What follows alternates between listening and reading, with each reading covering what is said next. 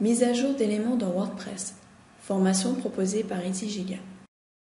La mise à jour de ces éléments n'est pas seulement pour avoir la dernière version de ces éléments, mais aussi pour la correction des différents bugs et d'éventuelles failles.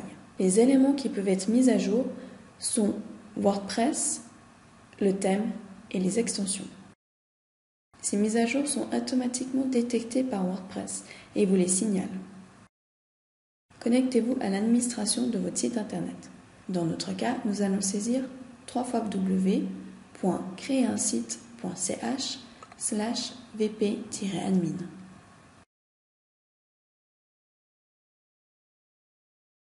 Saisissez l'identifiant et le mot de passe de l'administrateur. En effet, seul l'administrateur peut mettre à jour ces éléments. Une fois arrivé dans l'administration de votre site internet, vous avez à côté de mise à jour un point noir avec le nom de mise à jour effectuée. Selon ce qui est à mettre à jour, vous avez encore l'extension qui va avoir ce petit point noir. Afin de voir quelle extension est à mettre à jour, cliquez sur Extensions. Dans la liste des extensions, vous voyez qu'une des extensions est à mettre à jour et en plus elle est activée. Dans ce cas, il vous est vraiment conseillé de la faire. Vous pouvez directement depuis ici faire la mise à jour ou aller dans Tableau de bord mise à jour pour vérifier s'il n'y en a pas d'autre. Dans notre cas, nous avons uniquement une extension qui est active, qui est à mettre à jour.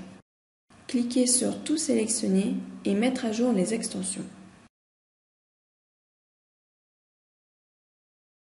Un message vous affiche que la mise à jour a été effectuée correctement.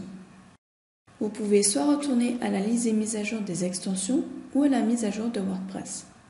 Cela vous permet de vérifier que tout est à jour.